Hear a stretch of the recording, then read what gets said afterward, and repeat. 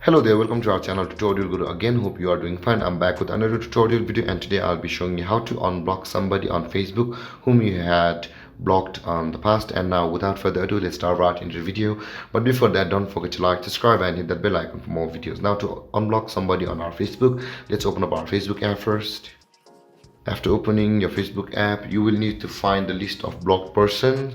To find the list of blocked person, you can see the three-line icon on the top right corner of the screen. Tap over there, and when you scroll down a little bit, you can see the settings and privacy option over here. Tap over there, and again the settings will appear. Tap on settings, and now you will need to scroll down a little bit, and you can see under the audience and visibility category there is the blocking option available over here just above the active status.